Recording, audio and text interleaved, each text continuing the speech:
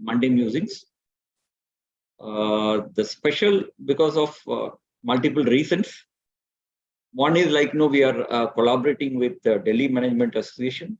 That is one thing. Second thing, we are going to dwell upon an important topic, that is ESG. And third thing, we got two very eminent speakers to talk about this subject, and we are also going to deliberate.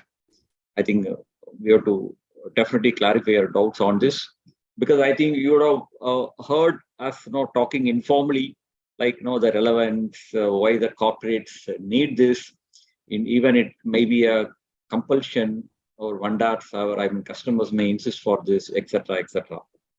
So I, on behalf of Coimbatore Management Association, I welcome the eminent speakers. I think Ambassador Dr. Supriya Sharma, and our eminent company secretary, I think is very eminent in that line, Deepak Jain. Welcome you, sir.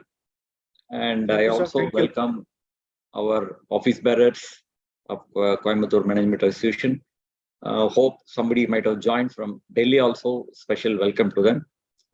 And all our regular visitors to this Monday musings, students, I think welcome to you all. And definitely today is going to be definitely very fruitful day. And the order of the session, it's going to be like this. I think after my brief session, setting the stage, I think I'll hand over to our managing committee member, Dr. Vandana, to introduce the speakers. Then I think first, I think Dr. Supriya is going to talk for about 20 to 30 minutes. And then again, our Deepak Jain is going to talk. And I think you can reserve all your questions, the participants, or you can put in the chat mode. So that I think after the session, definitely we are going to interact and clarify our doubts.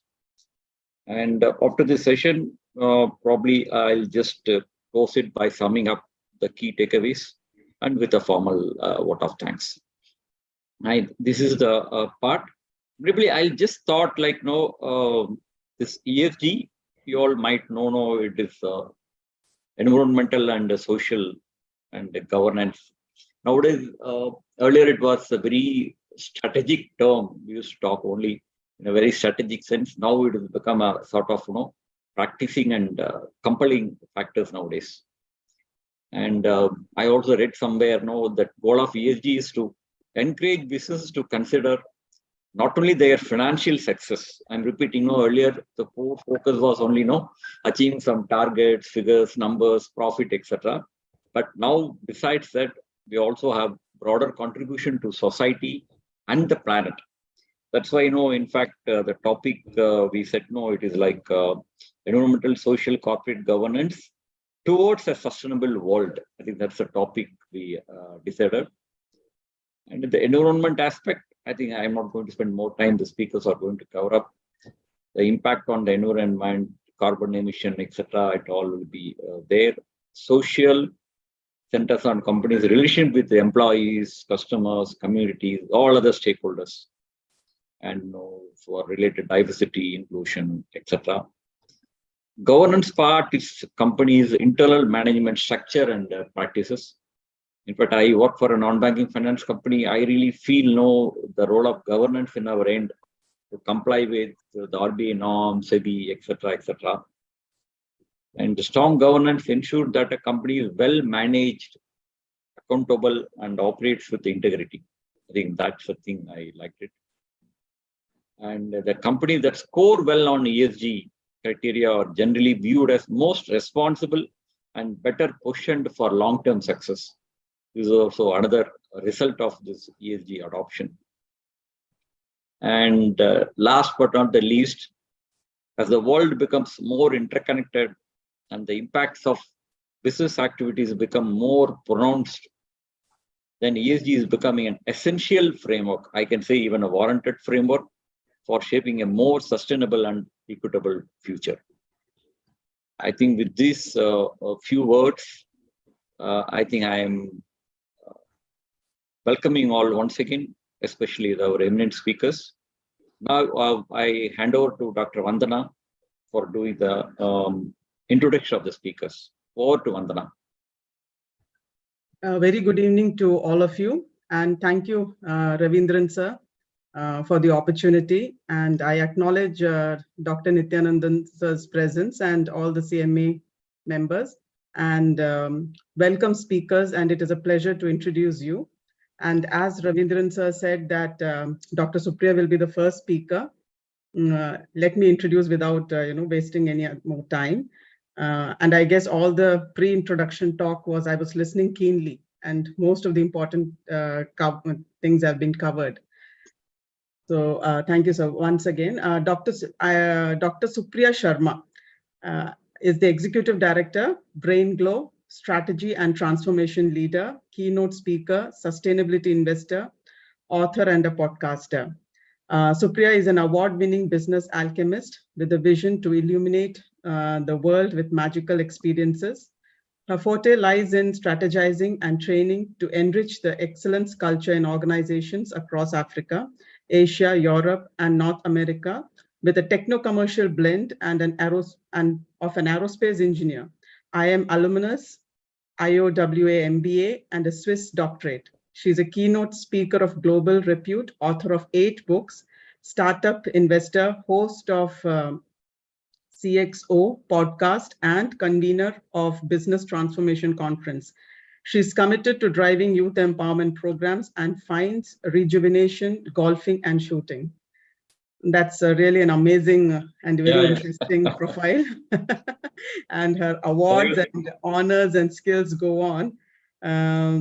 She's, an inspirational women leader award winner, and she has excellence, and she has also received awards for research at the World Health Awards Dubai, and she's also received Creative Entrepreneur of the Year award and Women in Africa for Transformation Initiative Premium Award for Future Women Conference, and also Best Woman Mentor in Travel and Tourism at Connect Travel Conference, Florida, USA 2020, and Young Woman Creating a Better World for All Award at Women Economic Forum, Kerala in 2019. Great. Many honors, like she's the Registrar, Chartered Institute of Leadership and Governance, founding member, European Customer Experience Organization, country chair at the WICCI STEM Council, then Wellness Master. Her list goes on. I'm actually skipping few of them. Chairwoman India Ladies in Business Global, and her skills include certified business strategy coaching, training, alchemy management consulting, Kepner, Trego, decision-making, design thinking, analytical HR, neuroscience-based, and negotiation. That is a really amazing profile, Dr. Supriya, and it's a pleasure to have you. Welcome. And let me also take the pleasure to introduce Mr. C.S. Deepak Jain, whose profile is also very interesting and quite inspiring. Actually, Mr. Deepak is founder, Vijayash Foundation and L&D organization, ex-vice president and company secretary of Unitech Limited, ex-chairman of Gurugram chapter of ICSI 2007 to 2009. He's a profound reader, writer, and a passionate motivational speaker, life member of ISTD and management commerce member of Delhi chapter, life member IMA, DMA, and NMA, and chairman ESG committee, Delhi Management Association, yoga and meditation instructor. As company secretary and motivational speaker, he promotes the concepts of corporate governance, corporate social responsibility, professional ethics, sustainability, ESG, circular economy, inclusive growth, diversity, inclusion, and equity, and the like. Mr. Deepak has a passion to deliver motivational sessions on well-being of the society, covering topics like stress management, art of happiness, work-life balance, life lessons from Gita, Dhammapada, and Upanishad, self-realization, consciousness, enlightenment, and the like. He has the privilege of addressing more than 600 professionals and motivational workshops, profession seminars during the last more than 14 years. We are really honored to have both of you today and eagerly waiting to listen to you. Thank Over you. to you, Priya. Thank you for the kind introduction. Good words. Thank you. Madam, you can take over, actually. All right, I'll do that. Yeah. I presume that somebody had a question because they raised a hand. So I was waiting for that to be clarified. I can just begin if you say so.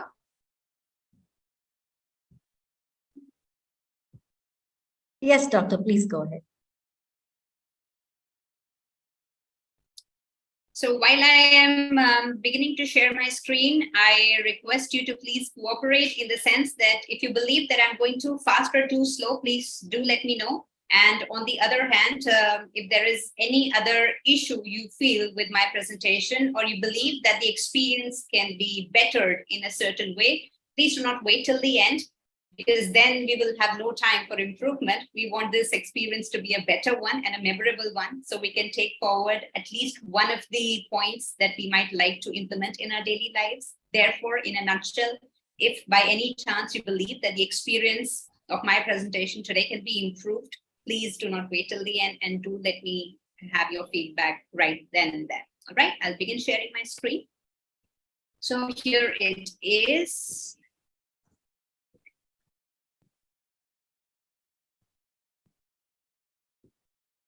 I believe it is visible now. Yeah, we got it. Yes. Okay, perfect. So let's begin. And as Dr. Ravindran and other committee members have already mentioned, that we are gearing ourselves towards a sustainable world. So here is the title for today's presentation, Towards a Sustainable World.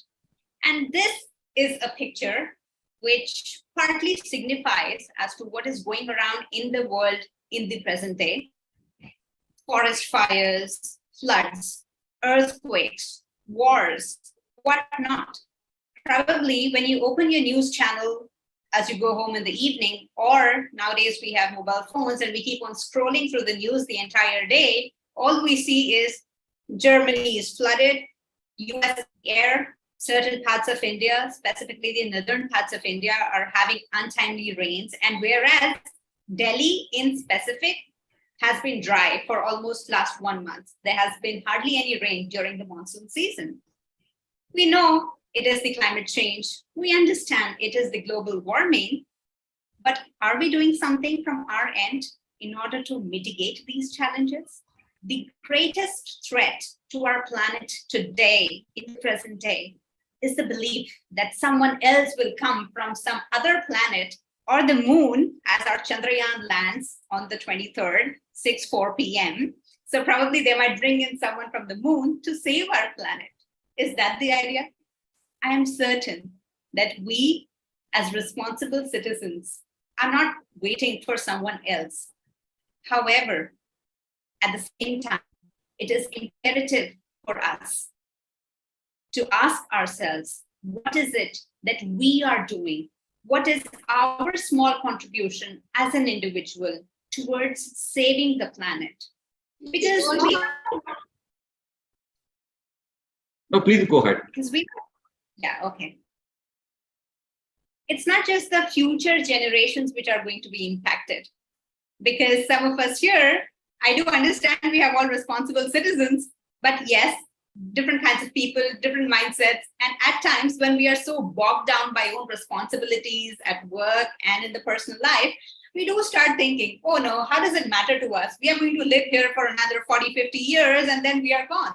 Why do we need to care about the earth? It's our future generations that will take care of themselves.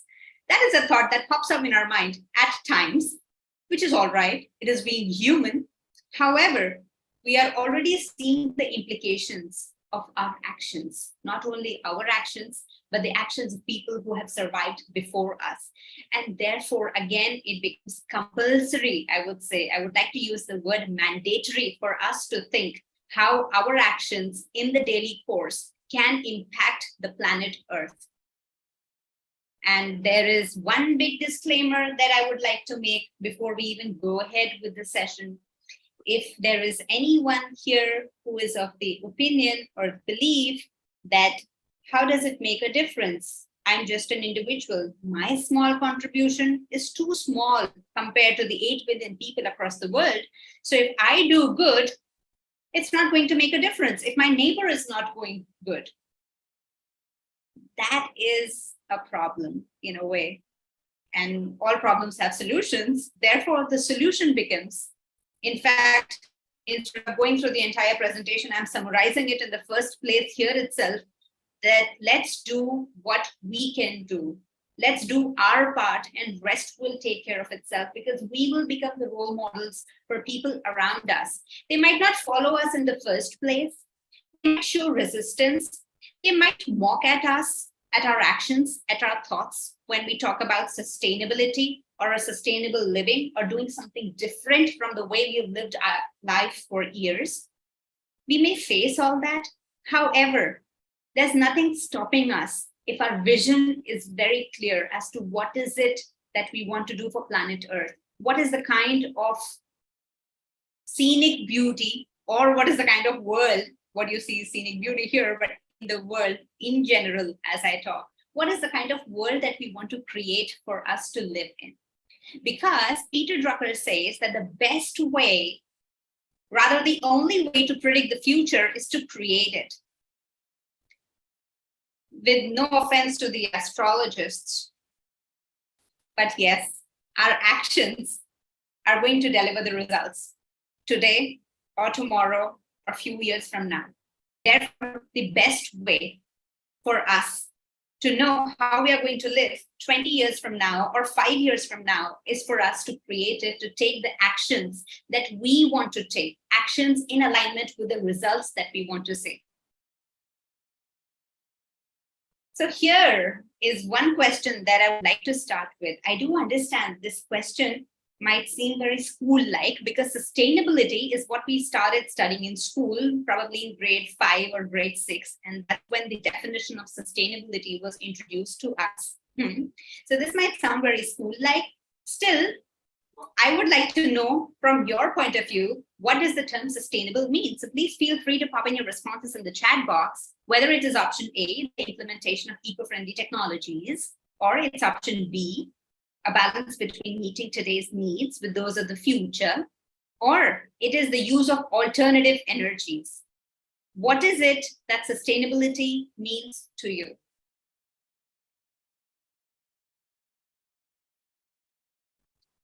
I'll just open the chat box and see, okay, some responses.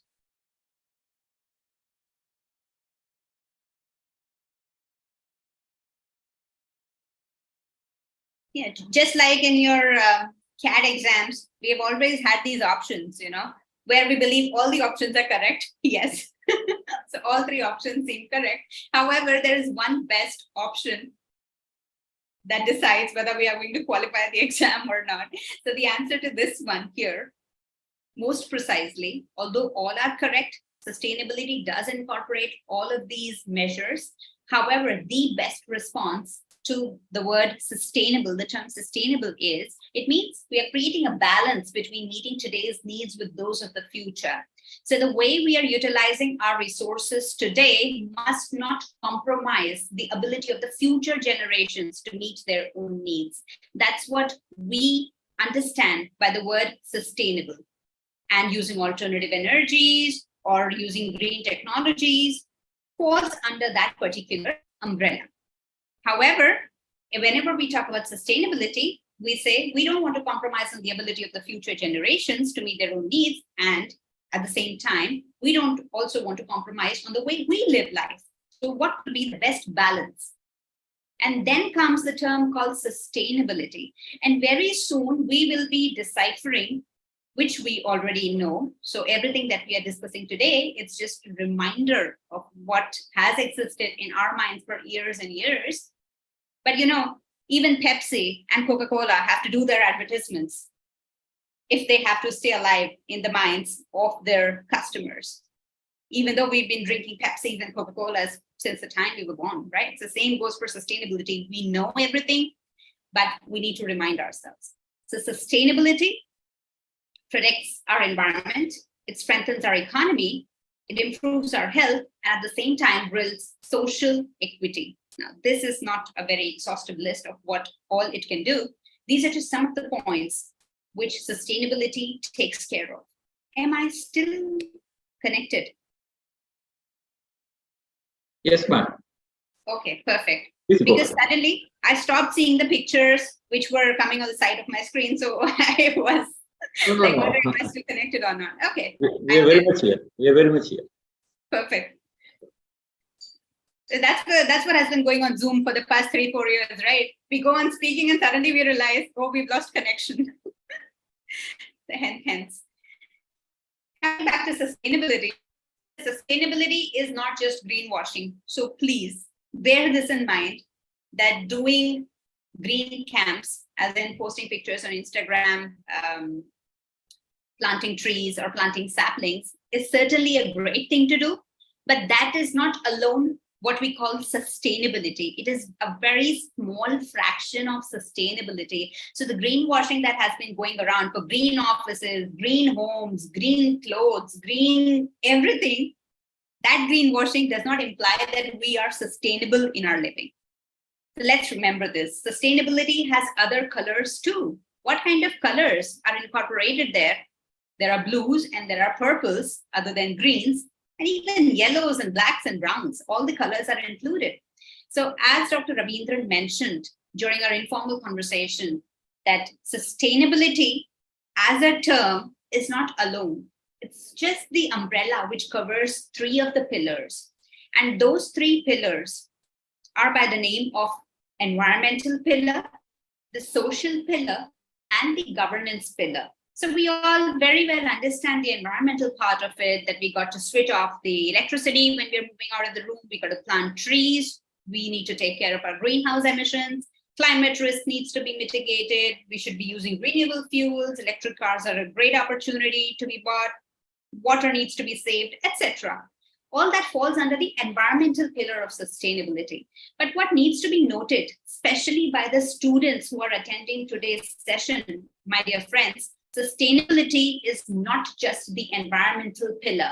Environmental aspect is only the single aspect of sustainability. There is a lot more to it, because sustainability also incorporates the social aspect. You talk about the health and safety conditions in the offices or manufacturing units, the working conditions which have been provided for the laborers there, the diversity and inclusion campaigns that these organizations keep on running. When I say diversity and inclusion campaigns, I really mean that there are a lot of campaigns by that name around the globe, in our country too. But at the same time, is it a campaign or is it a reality? Are we just talking about diversity and inclusion, or we are really following that in our workplaces and even at our homes?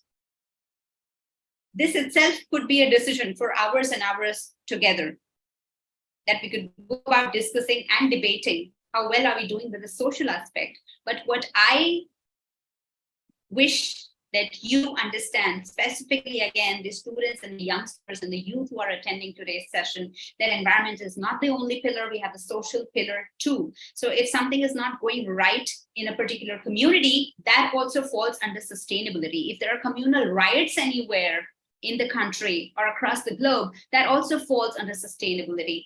If there are governance issues like Russia is having with their neighbor, that is also to do with sustainability, because politics and governance is also an arm, is also a pillar of sustainability. So when we speak about governance, we talk about the national, international level of governance, where nations and the worlds are managed. And at the same time, we speak about the corporations or the institutions or the even small organizations, how they are being managed, whether ethical standards are being followed or not. The board really has diversity. The women on the board are just there to be seated, to have a seat at the table, or they really have a say in making the decisions. What kind of stakeholder engagement policies are there in the companies? So we do buy shares of different corporations, and we are mostly interested in making money out of it. Okay, I got your point, but at the same time, we have to be concerned about their ethical standards too. We don't want another computers to be coming in and removing everything, all the trust from the hearts of the investors.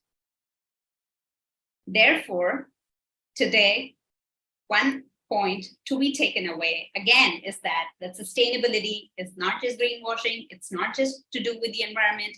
It has environmental, social, and governance pillars. So these are the three pillars of sustainability. In fact, if you mark my words, you would see that anything and everything that you concern yourself today falls under the umbrella of sustainability. Now, after you are done with the session, or even if you want to leave before the session ends because you think that Supriya is not making sense, it's okay, it's perfectly all right. But then going forward, when you think about how you're acting, or what society are you a part of, or what actions are you taking, you will realize that everything has a sustainable component to it. And here has been marked a list of the global risks in the next 10 years, which is according to the Global Risk Report by WEF, so released in January 2023. You see the 10 risks on the right-hand side, and majority of them have been marked in green, which signifies that yes, we do have an environmental problem to be tackled. Natural disasters, climate change, biodiversity loss, etc. At the same time, you're noticing other colors too. You see the involuntary migration, not only in India, but other parts of the world as well. This is a social concern and still falls under sustainability. So we cannot draw a line and say that, okay, everything that has to do with climate change is sustainability. And if I'm following that, I'm a sustainable leader. But if I'm not taking care of the social aspect of my resources, then yes, it's something to again think about. It's something to put yourself down here, whether you are a sustainable leader or not. Are you really thinking in terms of sustainability or not? Because cybercrime and cyber insecurity, so technical things like these also fall under the category of sustainability. Didn't I mention that anything or everything you pick under the sun will fall under sustainability? And therefore, it is required by us to decide, to make decisions in a way that are sustainable. And we are very quickly going to talk about it after we have seen the population and the resource demands by 2050. So we are saying that we are 8 billion today, and we are going to be approximately 10 billion by 2050 with 54% increase in global food demand. So yes, food is the basic requirement according to Maslow's hierarchy. We all need food at least to survive, in addition to water and oxygen. You'll get that, plus shelter. Yes, I get that too. Precisely speaking of the food, in order to produce this food, in order to meet the demand of the rising population, have you realized the kind of energy demand which will be created in the coming era? So the projected growth here is 56%. It could seriously be more than that with the way we are progressing today. And again, the question comes back to us, are we ready for it? What are the steps we are taking in order to meet that energy demand and at the same time not misutilizing our resources? That is the key term, meeting the energy demand, but at the same time not exploiting our resources, but using them judiciously for ourselves and for the generations to come. Now, this is my favorite slide, not because it looks very simple, but it precisely talks about what capacity or what capability do we have as people, as individuals, as humans. Because all the attendees here, I am sure, will realize that whether we talk about governments at the national, international level or the state level, or we talk about institutions, whether academic or not-for-profit or other kinds of institutions, or you talk about the corporates, companies, of varied sizes and coming from various sectors, or you talk about the society where you're existing today, your friends, family, etc. Everything revolves around people. Everything revolves around people. So the way institutions are run, the way decisions are made in the governments, the way policies are created, the way a corporate makes a profit, or the way a society passes a law on what is okay or what is not okay for a particular gender, everything is done by the people. So therefore, you cannot go out and blame someone else for a decision that has been made, for a policy that has come into place, for an action that has been taken, for a challenge that has come up, for a destruction that has been there. It is all managed by us. Has it entered? Very well, because do you realize the capacity we have? We are managing the universe. We are in fact managing the planets beyond Earth. We are sending our spacecrafts there. We are also looking for life on other planets, in addition to everything that we are doing on planet Earth. We have gigantic capacity, not only intellectual, but social and moral as well. And we are the ones who are making all the decisions. What is the shopping list that we are going to take? What is the kind of refrigerator that we are going to buy? What is the kind of chair that you're going to buy for your particular office, whether it's going to be an ergonomic one or it's going to be just a normal chair which comes in for the office space? All the decisions are made by the people. Then how can we even think of blaming someone else or something else for what is happening today? So now that we realize that we as people at home, in the communities, in the workplaces, we do have a say, and we have the biggest say because we are the ones making the decisions. I'm sure we understand now that we do have the control of the gear that takes us forward into a sustainable world. We don't have to wait for anything else. You are the ones who run the governments, you are the ones who run the institutions, you run the corporate societies, everything. Then why are we waiting for someone else? We are the ones who are making decisions. And therefore, our mindset is what matters. If you're thinking from a non-sustainability thinker point of view, if you're saying to ourselves, does it bother me? Let me leave it to my neighbor to do it. She will take care of it. Or I'm the finance guy. Why should I bother about the marketing and operations, or rather how the company is packaging the goods to be delivered to the customers? It doesn't bother me. Or I'm only an individual, or I'm just a student who is, let's say, 18 years old. My impact of the effort I take is going to be very small. Let me just leave it. Why should I bother myself? Let me enjoy my life. Those are all the characteristics of a non-sustainability thinker. But once realizing the power that we have as individuals existing in this world, we must remove this kind of a mindset, if at all it exists. And again, I would say we are all humans. Such things do come to our mind consciously or subconsciously. So now we have to consciously remove these kind of beliefs or thinking ideas that we have, and we have to transcend from me to we. Looking at transparency, being open-minded, having the courage to say what we believe. And yes, in as much as we have the freedom of speech, I do appreciate that we think before we speak. So when I say having the courage to speak, that does not mean that we should now start justifying our wrong actions also.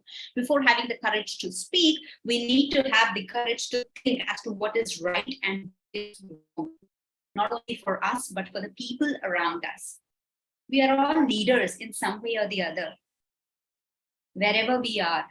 Whether we are 5 years old or 50 years old, we are leaders in a way because we do have influence on the people around us.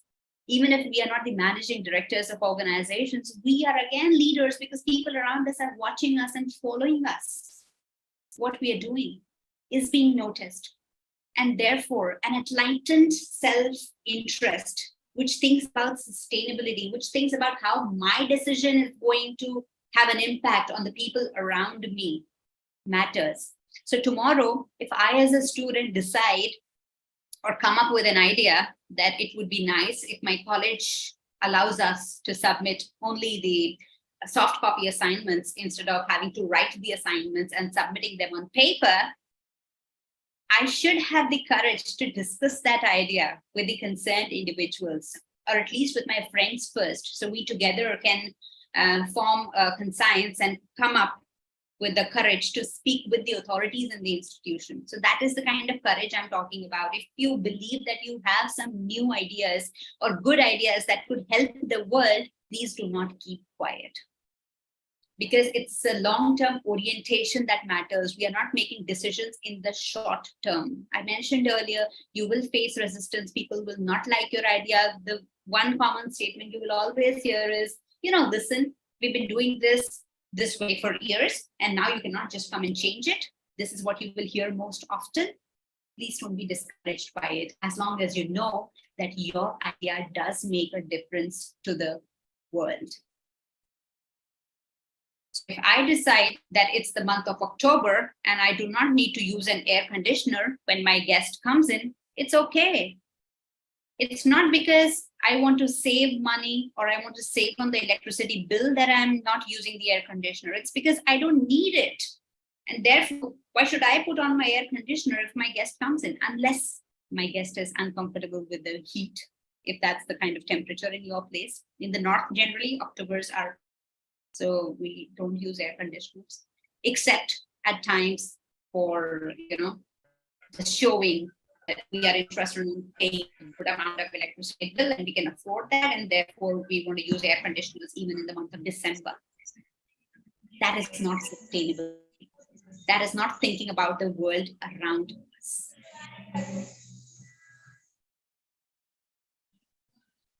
And another question that I would like to ask you, because your opinion is what matters the most here. Alone, nobody can do anything.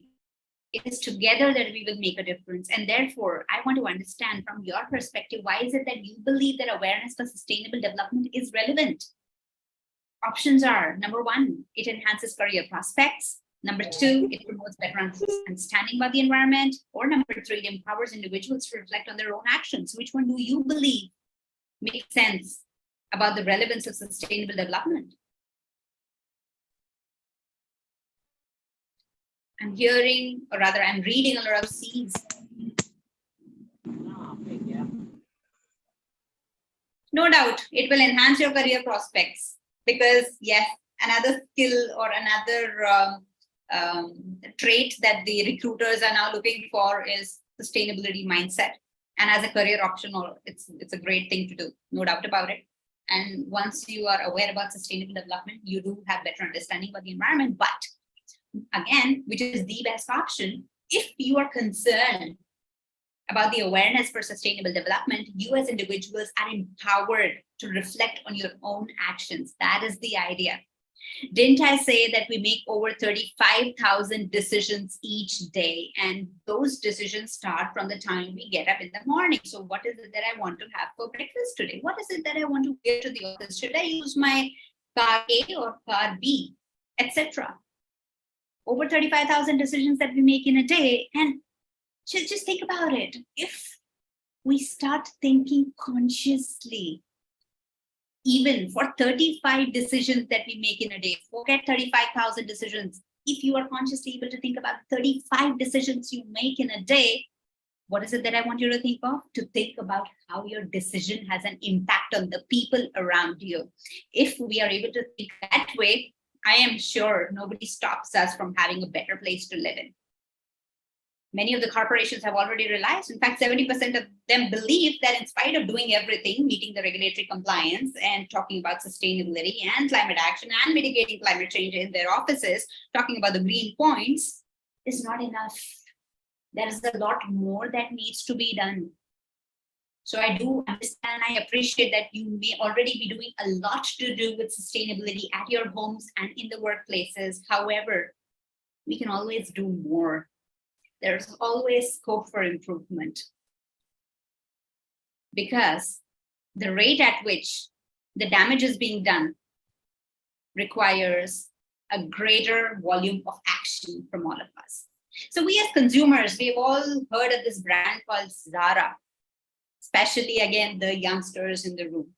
So Zara used to be a brand at a time which wasn't a very affordable one, in the sense it used to come under the category of luxury brand. But now coming to India, and with the idea of tapping into the voluminous market that we have here, Zara decided to become affordable. And now you see Zara everywhere, and it's a common thing for many of the people now. That's not the reason I'm promoting Zara, okay? In fact, I don't own a single Zara product. So I have no idea about its quality, but yes, coming to a brand like Zara, it catches my attention because of its sustainability efforts. So as a consumer nowadays, we have one more thing to think about. In addition to the price, in addition to the relevance of the product service in our own setting, there is one more thing to think about. How sustainable is the organization? What are the steps this particular organization is taking in order to make this world a better place to live in? How does it compensate its workers? You know, during the Diwali time, crackers, yes, crackers. We all love to burst.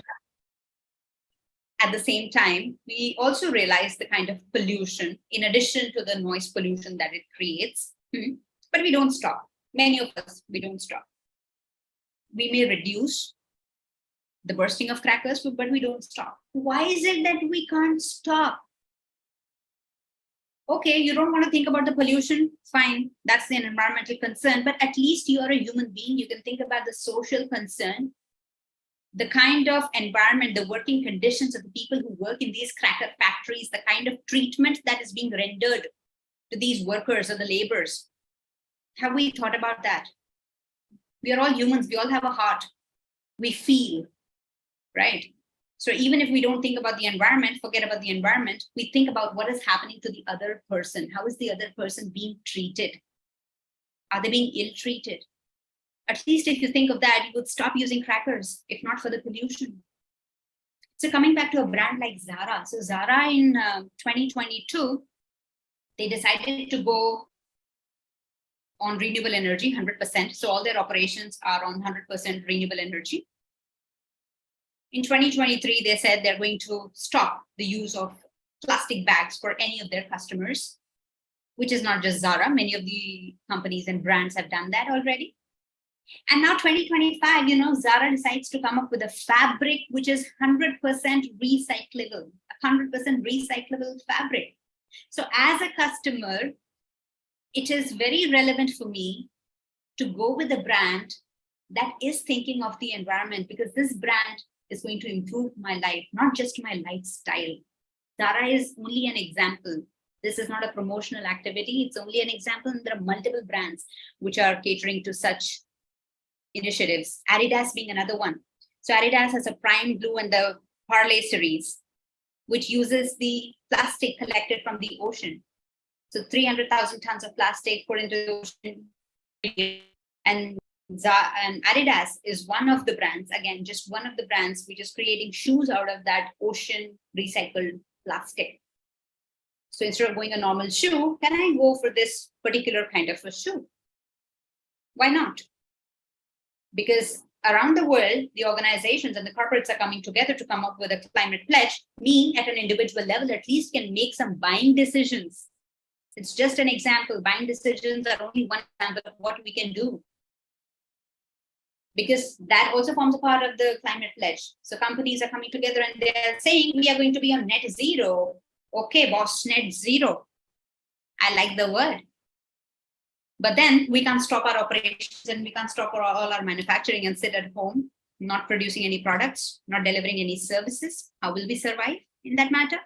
We can't stop surviving. So we have to go on. The business goes on. At the same time, what I can do is I can do good for the bad that I do. I can do good to balance the bad activities that I'm doing.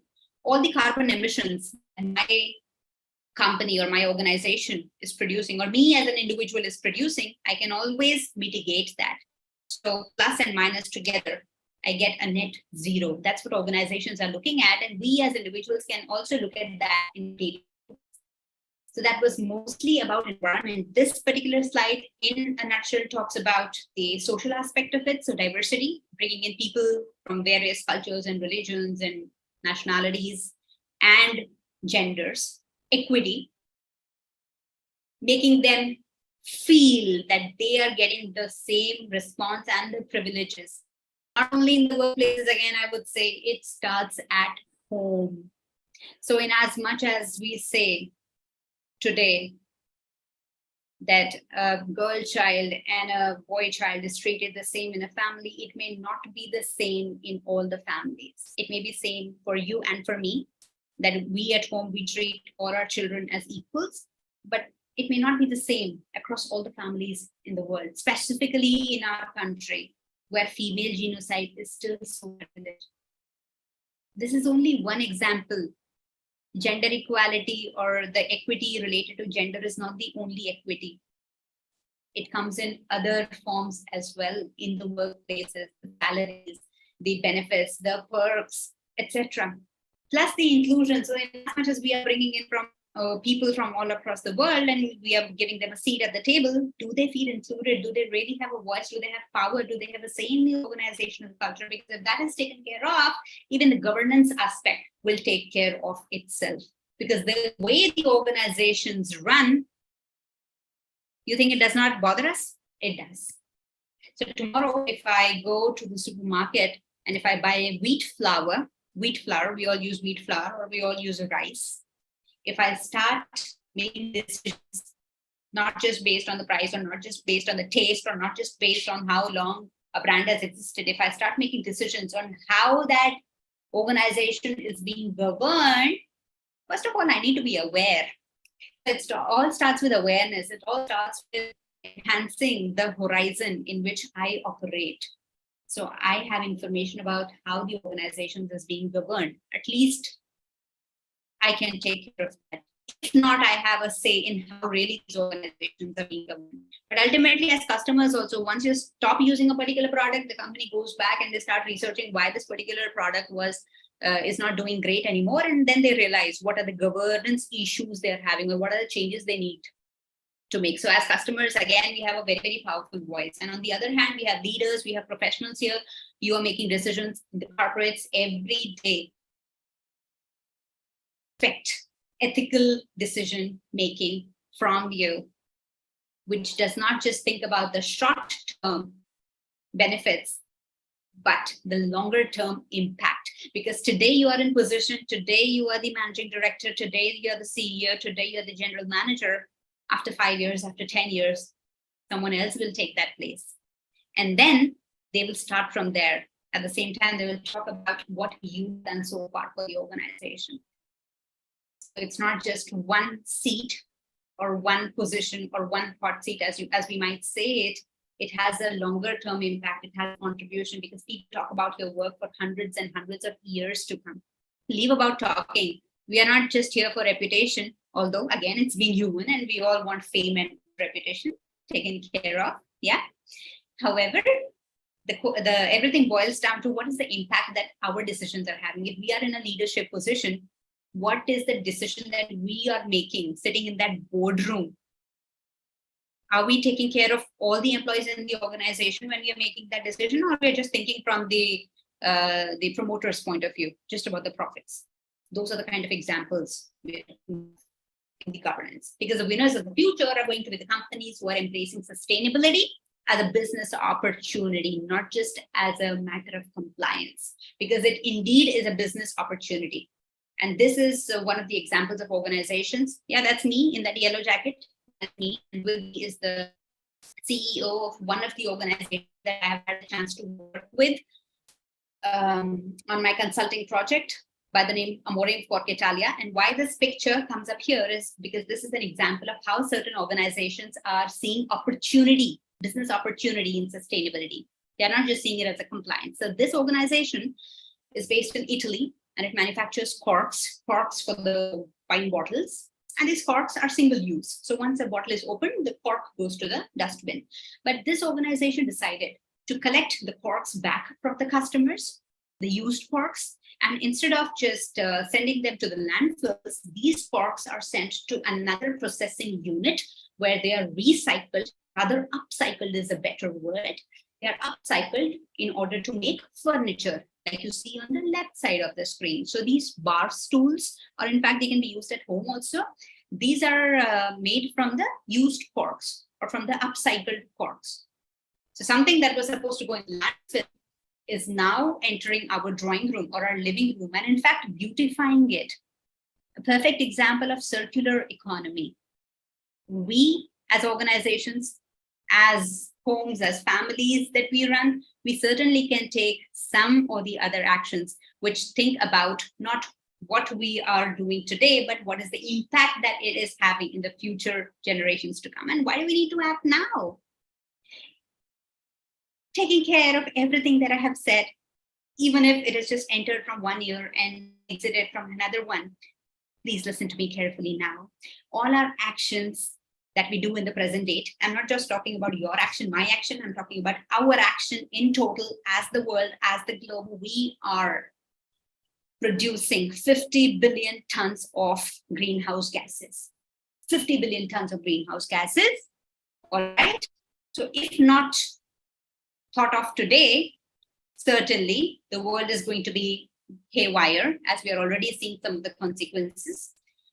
More than environmental consequences, we will also see the monetary consequences, because in order to bring back these 50 billion tons of greenhouse gases that are being emitted due to our actions, we require about $8 trillion, which is almost half the size of the US economy.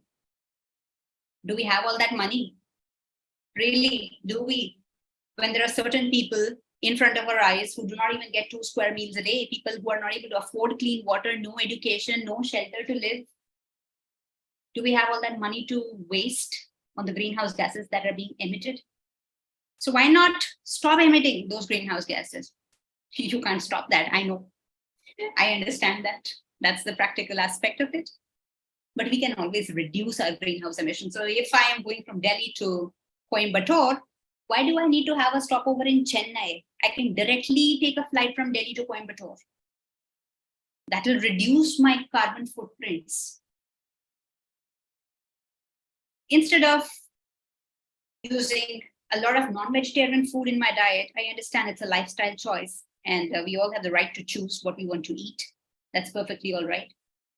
But based on the research, the vegetarian options are more environmental friendly based on the carbon footprints. So probably I can have more days in a week where I can have vegetarian options in my diet.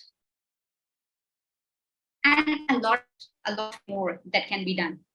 But primarily what needs to be kept in mind is we need to act today. And once we start acting, once we start thinking sustainably, with a sustainable mindset, it's going to be like the movie Matrix. If you take the red pill, you can't take the blue pill. And if you take the blue pill, you can't take the red pill, which simply means that if you start thinking sustainably once, there is no looking back. Your life will change forever, not just your life, but the people around you, not just your family members, not just your friends, relatives, the people you work with, but you have no idea, my friends, as individuals, as people, as humans, what power you have in the decisions that you make to impact the world and the globe with one decision of yours. I leave the decision making to you with this, and thank you for your time. I really appreciate that. Any of the questions will be addressed when I'm asked to. I'm always open. Thank you. Yeah, thanks a lot, Dr. Supriya. I think I'll talk about your session and that takeaways, the end of the session actually. Now, probably like I request Mr. Deepak to take over. Thanks a lot, Dr. Supriya. Okay, yes. Thank you, Supriya. And thanks to Coimbatore Management Association for giving us this opportunity. And thanks to Dr. Vandana for giving a very, very nice introduction to both of us. I would like to share my screen.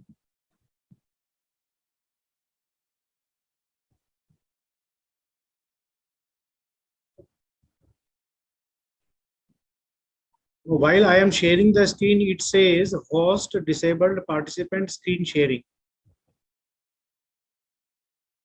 Vidya, can you just help? Yes, Mr. Jain, you are a co-host now. You can share your screen. Yeah. Okay.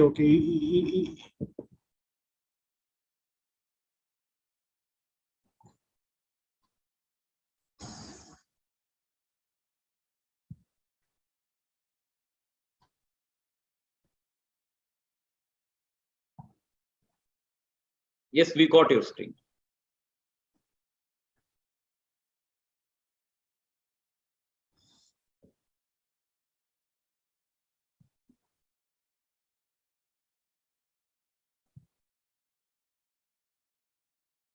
So friends, while Supriya has very well explained the concept of sustainability and ESG, I will deliberate. I will try to deliberate the other aspects to avoid duplicacy. I will not repeat those slides. And for example, someone has asked in the chat box how to motivate people towards sustainability. So I would like to cover that also.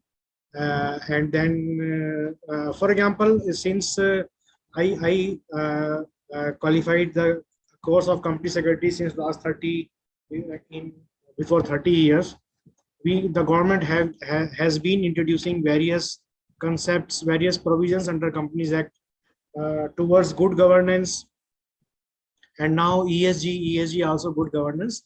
But we all know that most of the corporates, or around 50% of the corporates, could not follow or do not follow. And not only corporate, the society do not follow various ESG standards and various other governance standards. So I would like to deliberate on this also, how to why this happens and how we can motivate to ourselves or to others towards a good governance society, good governance corporate structure, good governance organizations, and government organizations also.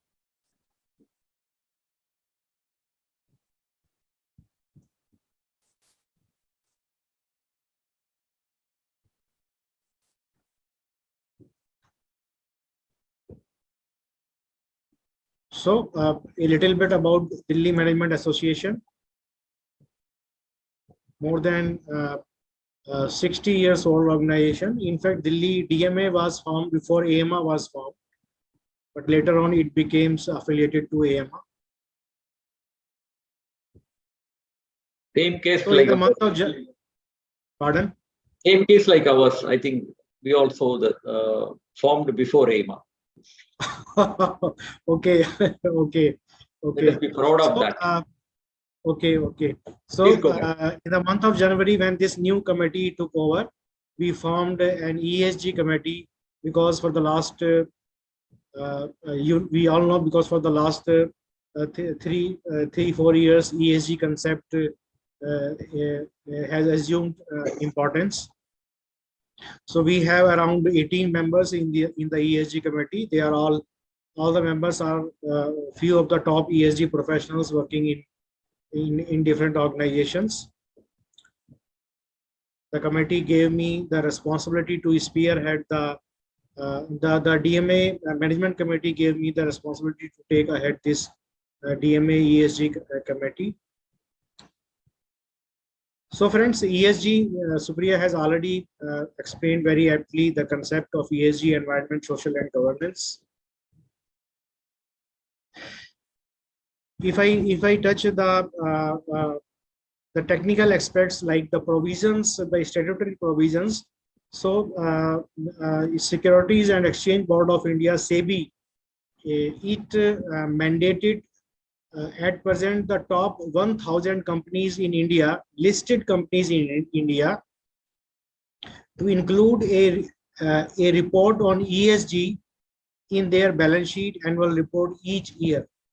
So at present, it is compulsory for 1,000 top listed companies in India. And then the mutual funds and investors at present, they do take note of the ESG rating of the companies before investing in the companies. They do read the balance sheet as far as ESG aspect is concerned, to judge whether the company is the ESG compliant. Because if a company is ESG compliant, it definitely give a good sign, good signal for the company. It becomes a good company. So there are institutions, rating agencies, and the SEBI has recently mandated that all the rating agencies need to be registered with the SEBI. So these are just the technical provisions, statutory provisions. I thought let me mention those also. Sustainability, we have already understood Sustainability is the ability to exist constantly, capacity to biosphere and human civilization to coexist, preservation of natural resources and ecosystem to preserve human life, and so on. Actually, India and the world, they are we are already facing, we have been facing these concerns for the last 10 years, but for the last few years, particularly after pandemic, it assumes significance. The sustainable concerns, the environment concerns, it has now assumed more importance than earlier.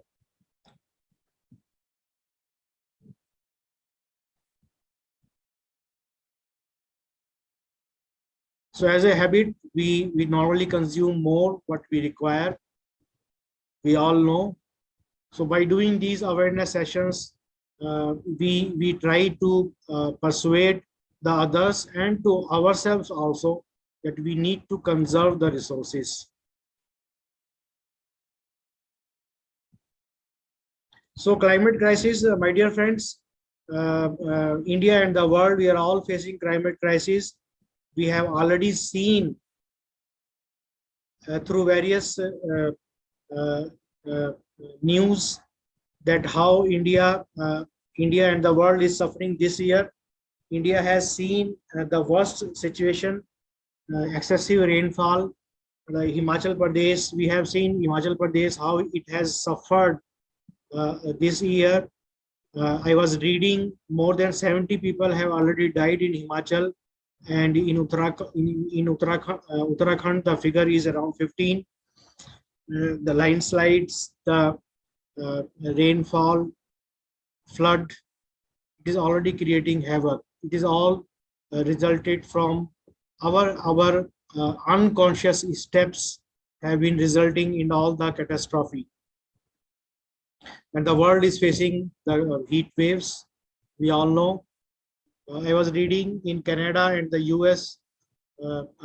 Canada is facing wildfires, and US is facing excessive. US and Europe is facing excessive heat waves. So global warming, because of all these greenhouse gases going into the atmosphere, the carbon dioxide, the global warming is happening, and it is burning the climate. And how it happens? When we burn the fossil fuels like oil, when we burn the diesel, when we burn the petrol, natural gas, it leads to emission of greenhouse gases in the atmosphere, the carbon dioxide in the atmosphere, and it is creating a global warming kind of situation.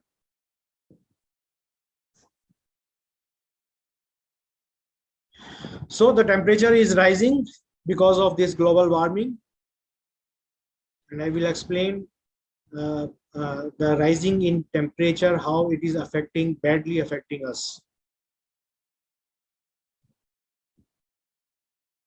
We are facing extreme weather events, facing heat waves, droughts, wildfires, hurricanes, and heavy rainfalls. It is leading to significant economic and human losses, damaging our infrastructure, and threaten food and water security.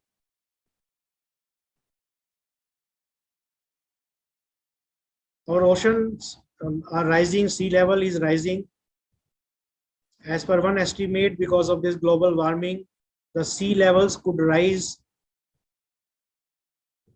by 1 meter or by less than 1 meter by the turn of the century, and it can create problems for all the coastal areas in India and the world. As per one estimate, the cities like China and Mumbai will be the worst affected and may get flooding by the turn of the century if we do not take remedial measures right now. So our oceans are getting acidification. Ocean acidification is happening because of excessive CO2. Our oceans has a capacity to absorb the oxygen, and this capacity has now exceeded, and all the excessive CO2 is creating problem for the atmosphere and for the oceans. In fact, not only the CO2, our oceans are now filled full of plastic pollutions. We human beings, when we use plastics, we throw it, and whenever we throw any plastics, we use plastics. 25% of it goes into the landfills, and 25% goes into the oceans. As per one estimate, our oceans are full of plastics, and the weight in the ocean, if we take all the weights, including sea animals and all, 25% consists of the plastics. And this plastics is creating problems for the fish animals, fish and other sea animals, creating problem for the fish industries. And sea animals, as per one research, it is found that they contain the molecules, the particles of the plastics in their stomach. We are facing loss of biodiversity because of global warming, excessive heat waves, and this loss of biodiversity will create and is creating problem. It is disrupting our ecosystems.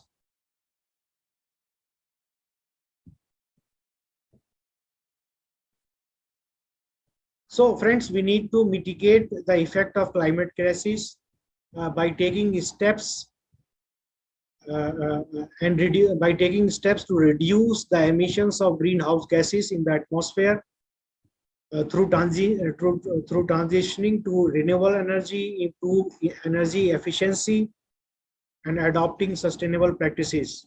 And we need to adapt, and we need to adjust this new scenario of climate crisis. We need to build resilient infrastructure. We need to implement sustainable agricultural practices and protecting vulnerable communities. And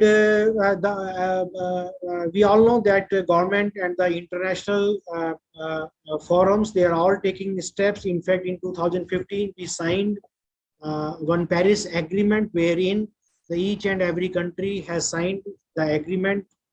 We call it COP21 Paris Agreement, wherein each and every government agreed that they will reduce their carbon footprints, and the world has given the developed country has given a mandate that they will be net carbon economy, net zero carbon economy by 2050. And the developing countries, including India, has given a target of 2070.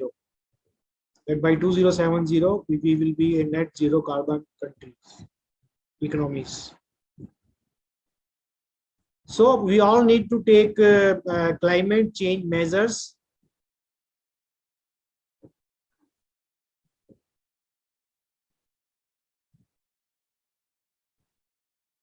We need to move towards a low carbon economy through innovative and diversified energy solutions. We need to shift to renewable energy resources, green hydrogen, solar energy, wind energy. We need to reduce our dependence on fossil fuels, and we need to develop technologies which can capture carbon capture carbon from the atmosphere. Friends, whenever we emit the carbon and greenhouse gases in the atmosphere, it remains in the atmosphere for at least 1,000 years. So ultimately, we need to introduce carbon capture technologies to capture the carbon from the atmosphere. We need to reduce unnecessary consumption of energy. As Supriya said, that we need to reduce the intake of non-vegetarian foods because it consumes more energy. We need to switch to electric mobility and even cycling for short distances. We need to promote circular economy. We need to produce eco-friendly products. And circular economy, triple R, is recycling the products, reducing the consumption, and reuse the products. But that means we need to minimize the waste as much as possible. So we need to introduce eco-friendly products. We need to introduce biodiversity conservation. We need to manage the waste, including e-waste. E-waste management is a huge task for the India and the world. We are using the electronic items, computers, laptops, mobile phones, and other items which operates on battery. Managing e-waste is a huge problem. Then we need to eliminate the use of plastics. Plastics was introduced as a cheap product, cheap and convenient product, but now it is creating a problem. So we all need to reduce the plastic products, plastic consumption. It is convenient to use plastics, but for saving the environment, we need to reduce the consumption of the plastics. We need to protect our oceans, the blue economy, the economy which is based on ocean. We call it blue economy, like the fish industry. We all know we consume fish. And if our oceans are getting acidified, it is creating problem for all the sea animals and the fishes. We need to save water and water bodies, mangroves, and etc. We need to promote simple living and mindful eating. We need to promote simple living and mindful eating. It is very important, my dear friends.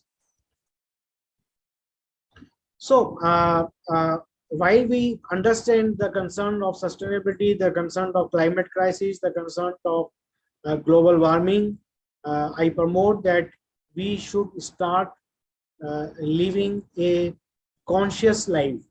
We need to live a conscious life towards sustainability. So while we live, while we consume, while we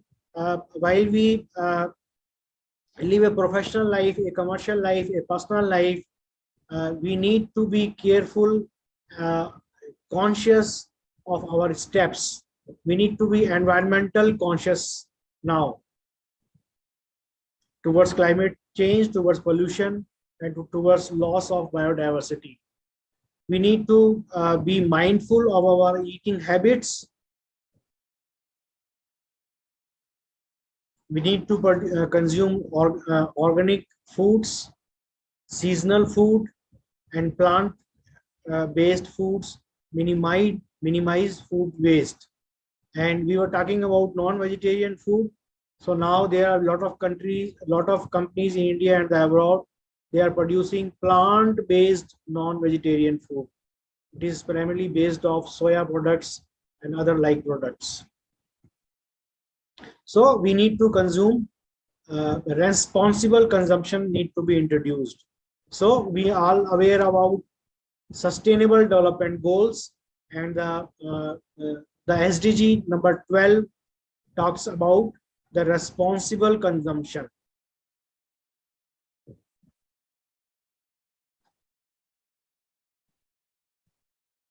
So we need to reduce waste by reusing, recycling, and upcycling. So we need to conserve the energy as much as possible. We need to be conscious while we are using the energy at our home, in cooking, in lighting our homes, in using air conditioning, and similarly in our office, in our professional and commercial life, we need to be energy efficient.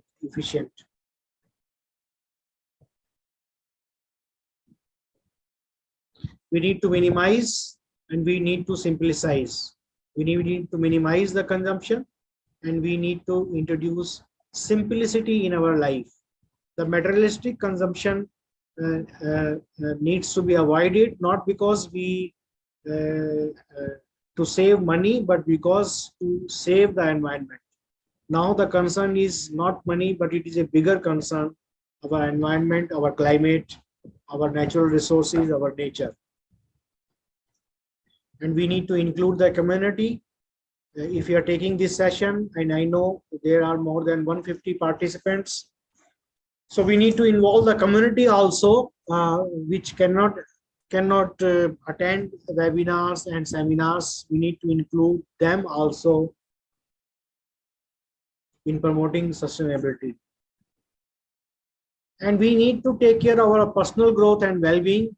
Friends, if I am well, if my self-development is happening, if my well-being is good, if my life is good, then only I will be taking care of sustainability, ESG, environment, society, and governance. If I am not good, feeling good, then I may not take care of the sustainability concern. So first of all, I need to take care of myself, my personal growth, my well-being.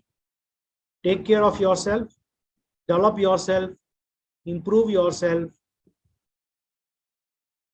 develop your higher self to take care of the environment and the human beings, the society, and good governance. So we need to develop our consciousness. I believe then that when we are unconscious, we towards our responsibility towards society and the environment, we indulge in various steps which harm our environment. We all know, friends, this situation, climate crisis, this situation has arisen because of the habits of wealthy nations, wealthy people who deteriorate the environment because of their healthy habits. The United States of America, the China are the two worst environment polluter, and the wealthy nations, and then the wealthy persons, they are destroying the environment with their wealthy habits. So we need to develop our consciousness through walking in nature, through sitting in solitude, doing meditation, developing our mind, taking care of the society, developing ourselves, our self-development, our well-being, personal growth, and then we need to concern about the growth of the society as a whole. We should be taking care of our body. We should be taking care of our mind. We need to do meditation, doing positive affirmations, reading good books to develop ourselves. Then only we can take care of the society and take care of the environment. And we need to nourish our higher self.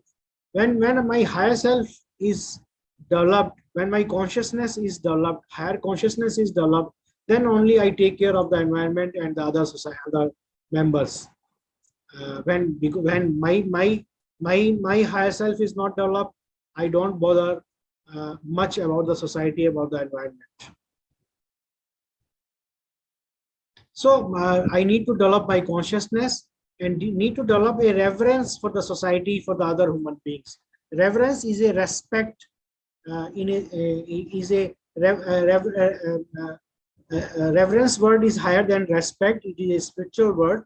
When I develop reverence, a feeling of profound awe and deep respect, and often love for the society, for the nature, for the human beings, then only I take care of them. So I need to develop my higher self and the reverence for the society. Align your physical personality with your higher self. We need to understand the dialogy of body, mind, and self. And we need to move from 5 senses to a multi-sensory approach. The multi-sensory approach is developing the sense of higher self.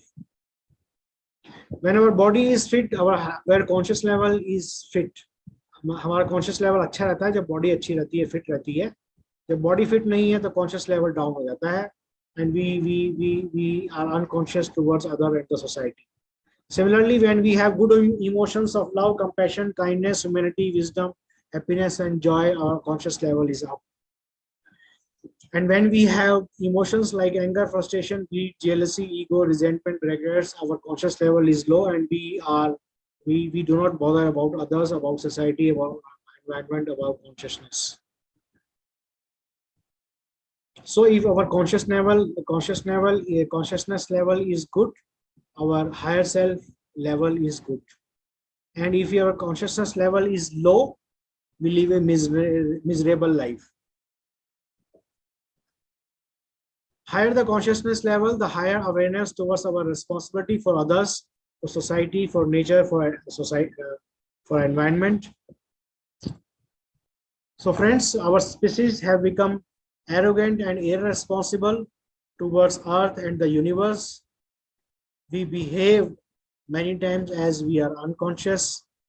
We pollute the land, our oceans, our atmosphere to satisfy our needs without thinking the needs of the other life forms that live upon the earth. The animals, the creatures, we never take care of them. We satisfy our needs only. So our earth, many times we believe that earth do not have a consciousness level. In fact, many times we do not have consciousness level. The earth do have a consciousness level, and earth is a conscious planet.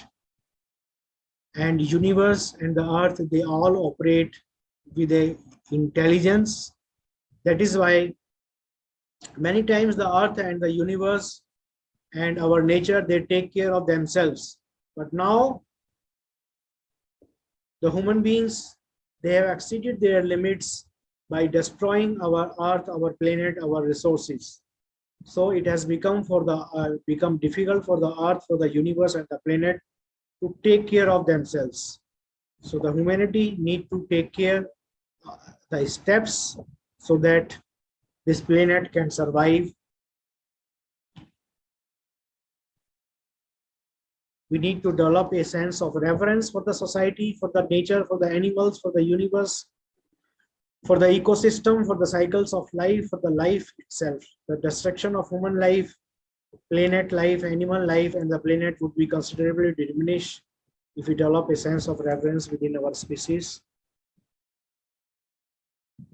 Without reverence, life becomes very cheap commodity. If we perceive life with reverence, we would walk the earth with a deep sense of gratitude. In fact, the 5 sensory world lacks reverence. It means re-examining the way that we treat the members of the animal kingdom that serves us so patiently. It means recognizing the rights of the earth. To you, live with reverence means being willing to say that is life.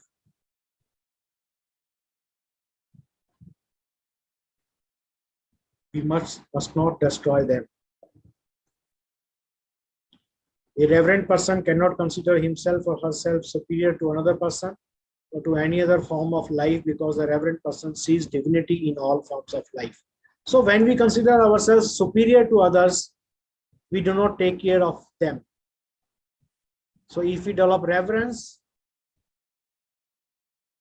we avoid considering ourselves superior to others. Without reverence, our experiences became brutal and destructive. We need to honor life, nature, earth, universe, animals. That is the need of the hour towards a sustainable world. A conscious lifetime, therefore, is a treasure beyond value. So this is all, my dear friends, my presentation, and the floor is now open for all of us. Let us discuss, let us share your views, let us discuss the questions and answers. आप लोग भी अपने views share करें. Dr. Ravindran, you would like to share your views, whatever we have said, you may like to add. And any member of the audience, they might like to add something.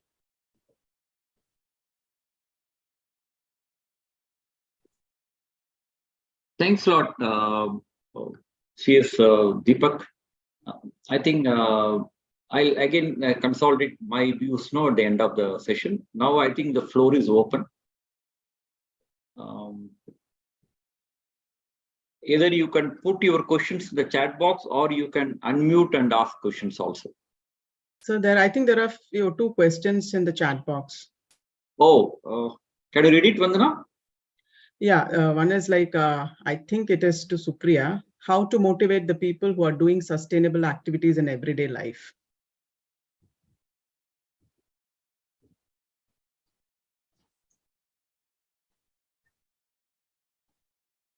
So I believe all the answers come from being humans. First of all, thank you for that question. The fact that somebody has put forward that particular question means that they are very thoughtful already of the people around them. That's appreciable. And at the same time, like I said, it stems from being human. What is it that we expect as humans? When we are doing some good work, we expect acknowledgement. We want people around us to acknowledge our effort, right? As simple as that.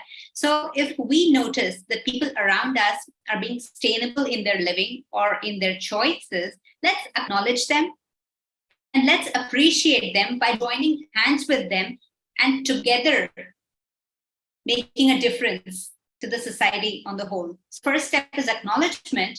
And second, if you believe that they're really doing a good job, why not join hands with them? What stops us? Together, we only achieve more. Nobody's going to lose out on anything if we are collaborating and working together. So if we believe that someone around us is really active in this regard and has nice ideas and is able to put them into action, why not join them? It saves us a lot of work. Let me tell you how. You don't have to really think of where to start, how to start. You don't have to come up with an action plan. Everything is ready. You just have to join the other person. Just tell them that you are interested in supporting them or working with them or together making a difference with them. And they'll be very happy. So it works mutually beneficially for both of you. You are making a difference. And at the same time, you are encouraging the other person for the actions that they are taking. That's my simple response to it. Thank you. Thank you, Supriya. I have a question. That was a very passionate discourse by the two of you. It was really beautiful. And I like the way Dr. Supriya said that it's each individual's responsibility, and how Mr. Jain wrapped it up saying that it begins by going and delving into yourself and finding out that it's all within you. So that was wonderful, the way both of y'all had summed it up. I would also like to, I would not like to shrug off the responsibility, but I would like to understand that, yes, we are as individuals responsible. But for example, if I go to the market and I don't want to buy a lot of plastic, so I buy something in bulk, like, biscuits or soap or whatever. But then you think that you're buying in bulk, but inside that wrapper, one single wrapper, there are 5-6 wrappers inside, which makes it all the more worthless to buy the bulk product. So how much are corporates responsible for all the waste that is happening? And why is not any action? There is a lot of talk about corporates being taxed for that, but why isn't any action being taken in that sense?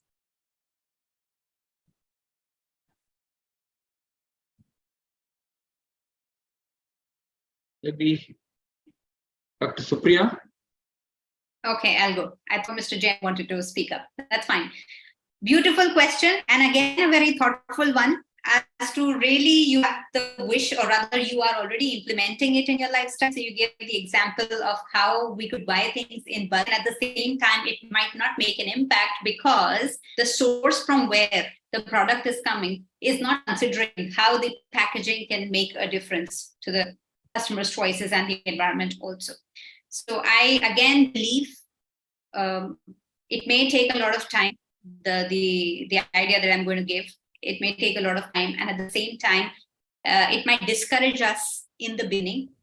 But we again have responsibility and power both as customers.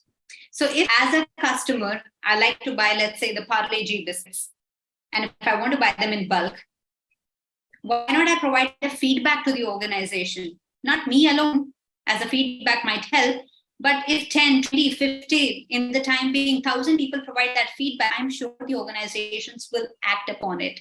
So there are two reasons why organizations have slack in this regard. One is at times they are so busy, in managing their operations and being answerable to the stakeholders in terms of the profits that they make, that they tend to avoid or rather ignore these kind of aspects of sustainability or packaging. Number two, there could be cost implications also, because since we are talking of packaging, biopackaging compared to plastic packaging is a relatively expensive affair, at least in the present day with the limited technology that we have. So as youth, again, to the youth who are present, why don't we improvise on our technology? So even biopackaging in this particular example becomes more affordable for the companies. Even the smaller ones should be able to afford the biopackaging instead of using the traditional plastics. And number three reason, as we all also realize, again, could be that the leaders are focusing on short-term decision making as opposed to the longer-term impact their decisions might have. But tomorrow, with all due respect to everybody present here, tomorrow, if I become the CEO, and I might get into a mindset where I say, okay, I'm here in this position for 3 years. Let me gather as much of bank balance as I can. Let me have a beautiful bungalow in Italy. That will be the best thing I can have for a holiday. Let me have Mercedes-Benz in my garage. How wonderful would that be? So if I start thinking like that as a leader, I might not be able to consciously, like Mr. Jain mentioned, of consciousness, to be consciously focused on the decisions that I'm making. And again, in a country like ours, where power distance and respect for the position holders exists to a great extent, we might not be able to oppose what the person above us is doing as individuals. It happens with us day in and day out in our organizations. We, whether we like or not, we have a tendency to say yes first. 10 times you will say no to them, but the 11th time you might have to say yes, bearing in mind the implications you might have for not saying yes the 11th time. Again, it boils down to consciousness, and it boils down to the impact that our decisions might have. The answer lies in thinking from within. What is it that I am doing? Because if externally you tell me that, Supriya, now you should start using this particular type of mobile phone, it is new in the market and it is more sustainable, this is the packaging, this is the technology, it's going to help, I might not listen to you, just instance, right? But if I from within have a mindset that my action has an implication on the environment, I should choose a product which is more sustainable in nature, then I will automatically go for it. So it's coming from within. And therefore, to all of us, regardless of the age, regardless of the socio-economic background, if we start thinking from within, what is it that we are giving to the people around us or to the universe on the whole? We receive a lot from the universe, but what is it that we are giving out? In that case, we will be able to make better decisions. So ultimately, it's about decision making, as we said. That's from my side. Thank you, Dr. Supriya. So, Vidya, see, I have a viewpoint, maybe see if Deepak and Dr. Supriya can appreciate. See, a population from our side, no, it's very high, correct?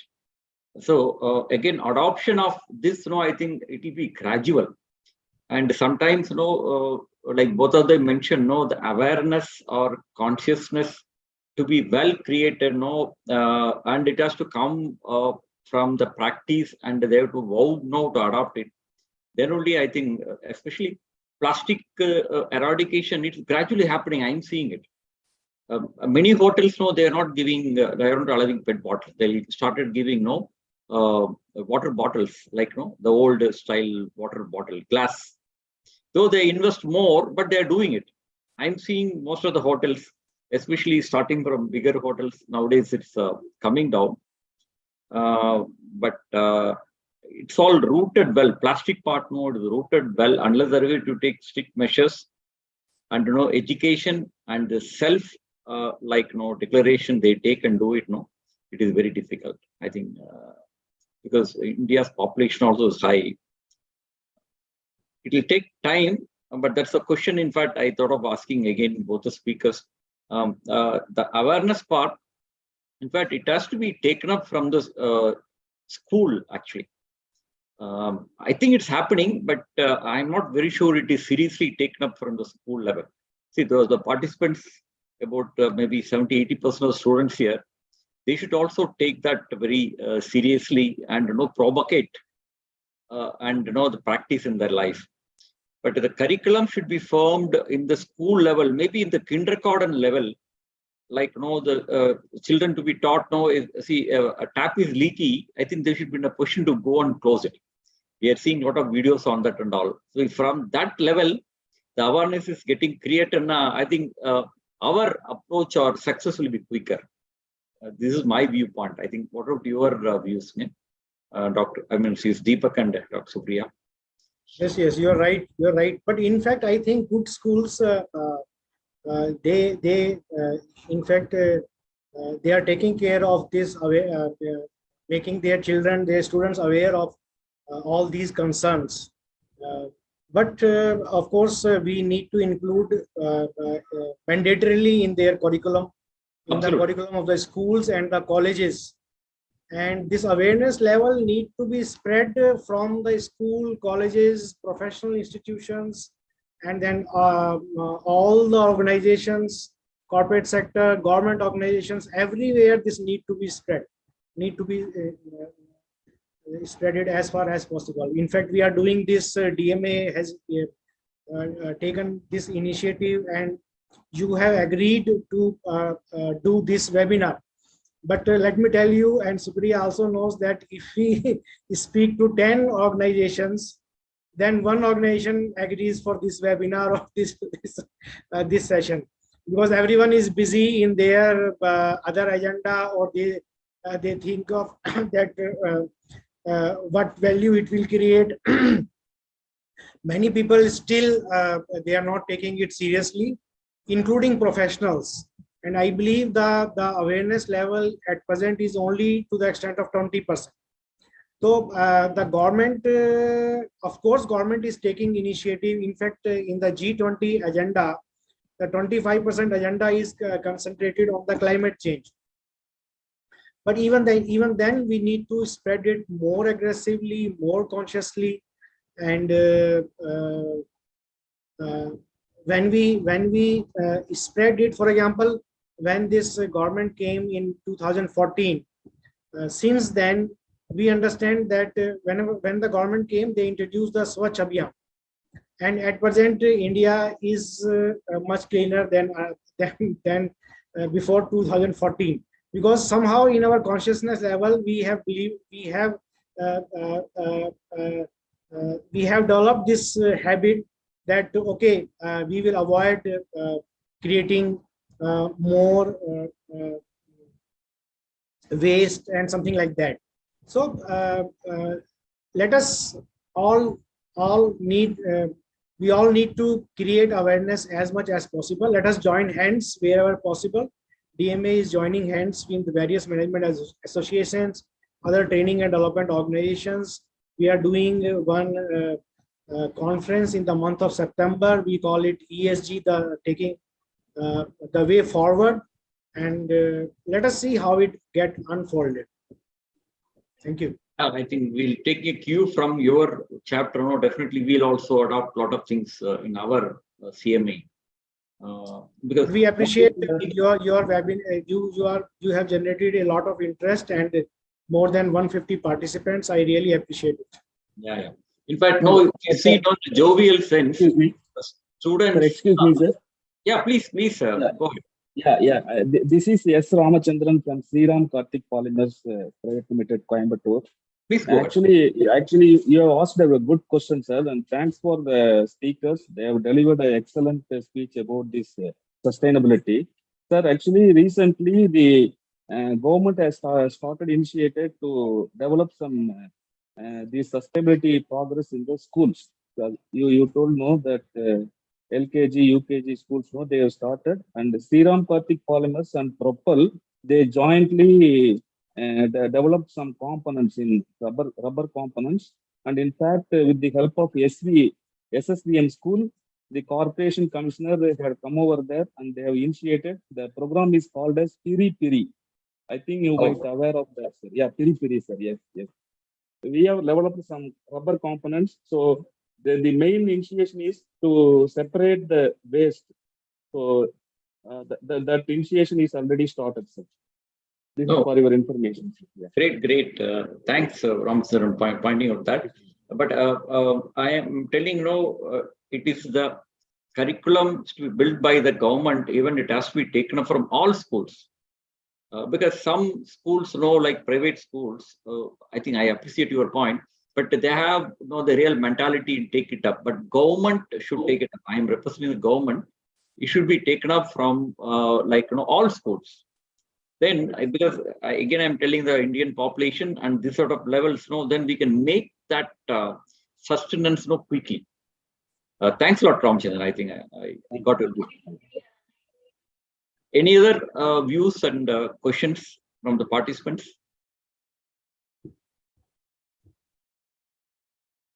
Sir, I would like to add one thing. Like Dr. Supriya was also mentioning, it is like from within you have to, have that consciousness and sensitivity towards the environment. But I also feel to a large extent the political will, like unlike in other countries where environment and all is part of the political agenda. But I think in our, as you may rightly said, because the population is huge and for us, to feed everyone and poverty is a big issue. So environment, I think, doesn't figure in those agendas. So I guess that also matters a lot, a political will, and then the choice between development and conservation, environmental conservation. And I would like to also mention in one of the forums where HR were there, I asked a question to the HR and they were all from big companies. So I asked them how ESG initiatives helps in retaining talent. And they said, what is ESG? I was shocked. What is ESG? So I said environment, social, and I think it's a popular word term. So they said, no, it's not popular. So then I kept quiet. I said, it's okay. If they have not heard about ESG, then they cannot tell me how that helps in retention of employees. No, you are correct, Vandana. See, still many places it's a buzzword. Okay. But now, again, I think your question is over, Vandana. Yes, I just wanted to add because I'm a little passionate about the topic. But as you said that political will has to be there. Let me tell you, I mean, the government is taking action. It's not like that they are not taking action. The government is definitely taking action, but it is not. I mean, it need to take more. We need to take more and more actions. It is not. I mean, say adequate. It is not adequate, but they are in fact taking action. And ESG आपने बताया कि कुछ लोगों को ESG के बारे में नहीं पता है, and it is a fact. I said that 20% awareness है, and ESG के बारे में कई बार लोग confuse हो जाते हैं. In fact, ESG is a term. It is applicable technically only for listed companies at present. But if we need to create it, we need to create more and more awareness as much as possible. Very, very true, sir. But I find some of the small companies in Coimbatore are also very much concerned. Like you see, Annapurna, Sri Krishna and all, our planet, our responsibility. They have the package. They have entirely changed the packaging. So you find that small companies are also aware, but that is, too little, not many. Yeah, we can say that it depends on company to company, individual to individual. It depends on top management, CEO. Their consciousness level or whatever. Yes, but it is low. We all need to add up as much as possible. And I found that, for example, I found this management association. You have more awareness. let us join hands. Let us do. If we get do more and more sessions in any other organization in Coimbatore, if you can connect us through online, at least through online. So it will be good on our part. Sure, sir. Sure. Yeah. Definitely, we'll take your support on that. Like I was telling now in a very lighter note or serious note, I think Mr. Jain, you mentioned about this ESG rating and ESG complaint part. I think that like the political thing Dr. Vandana mentioned, maybe that has to be made as a mandatory for all the companies to get certain benefits, etc., etc. Like how CRISIL rating is needed, the same sort of thing, no, it should be made for other companies. I think since you're on the line, you can appreciate. Then I think slowly, see, CSR thing, no, we have to spend some money. I think, no, you don't know, we have to allocate budget, we have to send something and all, no. That actually, it's being done. Like that, no, this ESG rating you mentioned, no, that sort of thing also, it has to be made as mandatory. I am linking that maybe with the political or with, lawmakers, etc., to take that forward. So definitely, I think we appreciate you are taking right steps. Definitely, we want to join hands with you, and then initially we'll take your help also to meet some corporates or some segment of people, to create more awareness, etc., etc. Definitely, we'll do that. Any other questions from the audience? Just one observation, Sir Puneet here. Yeah, Puneet, please go ahead. Yeah, so I have been in organizations and ESG has become a buzzword, but unfortunately, it is remaining a buzzword. It becomes a lot of KPI management, and when push comes to a shove, and when it's a decision between an economic interest or ESG as an agenda, unfortunately, ESG is given the backseat. Even the most well-intentioned CEOs or the boards, unfortunately, have to bow down to the market realities. For example, they might want to introduce product with packaging which is eco-friendly, but if the cost goes up, the customers don't buy it and the market share goes down. And immediately the boards and the financial institutions and the stock market punishes the organization for it. And so they have to quietly bury all these. So I think a lot of it has to do, if it makes economic sense, it will gain more traction fast. Yes, pushed by the government in terms of making more rules and regulations and penalties will help. But those kind of things, if forced upon it, they then, unfortunately, they get relegated to some KPIs or some presentations here and there. Like Vandana was saying, a lot of HR people were saying that ESG doesn't contribute to retention. Unfortunately, it's true. Because even employees are under so much pressure to deliver results that they themselves actually, even though they may believe very strongly in ESG concepts, they have to kind of stand aside for the economics of the organization to take precedence. But it is gaining traction, I think. But as consumers, we have to first put our money where our mouth is. We should be willing to pay 2 rupees or 5 rupees more for an eco-friendly product. Then automatically companies will start falling in line. If we don't do it, I don't think companies will have any incentive to go more eco-friendly. Unfortunately, that is the truth. No, actually, Puneet, you rightly said. In fact, Dr. Vandana rightly pointed about the Annapurna example. I think Dr. Supriya and I think Jane, say Annapurna is a very reputed hotel here. But I am putting a point here, the top 2-3 hotels in Coimbatore, they stopped the plastics. I think completely sweets, you want any package, everything and all, it is paper. That also very nicely designed, and so the little bit cost is already embedded, the cost is embedded in that thing, whatever hotels I'm mentioning, but they are very serious on it. You take Anandas or Annapurna, that hotels and all, I think they're even openly advertising. We are supporting green, etc. and all. So that's the way. So, and that's what I think I read somewhere, the push towards a sustainable world involves encouraging companies to adopt ESG practices, governments to create supportive regulations, and consumers to make more conscious choices. I think this I read somewhere. Okay, if no more questions, probably I'll just move to the last leg of our session today. Sir, I am Muruganathan, retired official of New India Assurance, General Insurance Company. Please, sir. Sir, many years back, terrorism was a challenge for we insurance companies. Okay. But the terrorism risk has considerably reduced.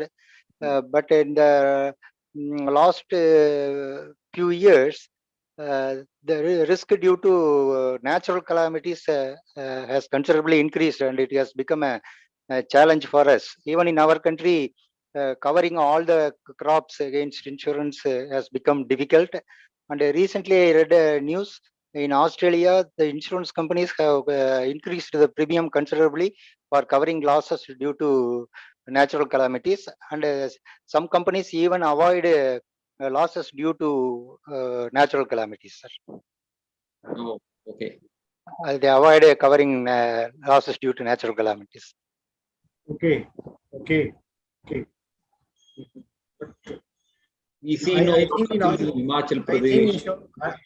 But I think usually all the insurance companies, they do provide insurance products covering even covering natural calamities. I think there are insurance products available in India at least, providing against natural calamities. Am I right? Yeah, flood risks are covered, earthquake risks are covered, sir. But when there are catastrophic losses, the insurance companies find it difficult. So they increase the premium. In some countries, they have increased the premium, or sometimes they avoid insuring such risks. No, actually, this will be a fallout of if we continue to face more and more calamities. Of course, either you will avoid these products, or you will definitely increase premium. But I think the wisdom is that you should one can increase the premium, but it should not avoid the insurance product at all.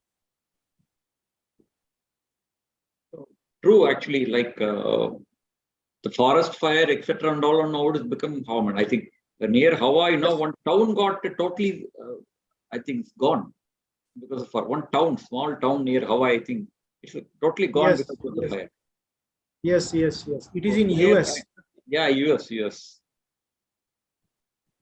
Thanks a lot, sir, for your insights on the insurance segment also.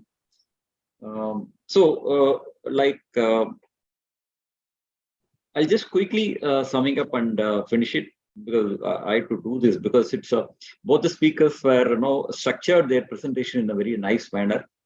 Coming to Dr. Supriya, I think we started with the PF Drucker's thing. That's very thing. The best way to predict the future is to create it. Okay, and she also touched upon about the sustainability as an umbrella for ESG, why it is needed. The pillars of sustainability are ESG, and the global risk, and also she touched upon. And I think what we discussed, the growth of population and resource demands of 2050, that also is a very nicely conveyed point actually. The non-sustainability part also she touched upon, and mindset from me to we, that traits also she talked about. And effectiveness of climate change measures, that also she covered actually. And she put nice case studies like Zara, and that was well conveyed. That is 100% recycled thing, fabric, what they use for that. And you also touched a sensitive issue on the cracker, avoiding cracker, etc. Because we host Shivagasi in Tamil Nadu. Shivagasi fully lived only because of crackers actually. Very right. I was also thinking the exactly same thing, Doctor. No, that is true. But invariably, Dr. Supriya, the cracker usage it's considerably getting reduced because we are visibly seeing it actually. One is I'm not very sure the reason for that it's attributing because of this awareness, and the second thing is because of the cost actually. Affordability factor is creating problem. And the zero target part also you touched upon, and and again sustainability is a business opportunity. You again this thing, and circular economy, that's another important thing you touched upon. So thanks a lot for that. Coming to CS Jain, I think one important thing is he very I think you would have discussed already. We don't know because there is no duplication actually. So that you avoided. So there is no duplication in the presentation. And he only took the very clear topic of conscious living for sustainability. I think he dwelt upon based on that actually. And he also touched upon the compliance, ESG rating and the compliant part. And it should be, exist constantly. The ability, to exist constantly. That's a nice thing he conveyed. And he also touched upon the climate crisis impact, global warming, rising temperature, and extensive weather events, rising sea level, ocean acidification, loss of biodiversity, and mitigation adoption point also he touched upon. Then international efforts, the Paris Agreement. Yeah, I think government, though we are talking about political, yeah, certain things are happening. We are not doubting it actually. Measures, you touched upon a lot of things. Well, I think I put it like, I think we have to do the cycling for our health and this thing, for safety. The same thing, we have to do the recycling part also. That's very nice. Some other quickly thing. And environment awareness and, and you clearly touched upon that body, mind, and self. That is very relevant part for effective, conscious level, to have the effective conscious level. And the sense of reverence and the multiple aspects to also is covered. So overall, I think we definitely had a very fantastic session. And definitely those who watch some level of ESG awareness, they would have got into their mind. There is no doubt at all. So our special thanks to both the speakers. It is well articulated, no duplication, and you are passionate and you are authentic also in your views. We really appreciate that. On behalf of Coimbatore Management Association, we thank you, and we thank the Delhi Management Association for that. And definitely we'll seek your support in taking up initiatives here from your ESG committee. And thanks for all the participants. Thanks, Vandana, for your introduction and nice questions also. Thank you, sir. Thanks for the office bearers and students and other members. And last but not the least, I think nice coordination was done by Vidya and the team from our office secretariat. Thanks a lot, Vidya. Thank you, Doctor. Okay.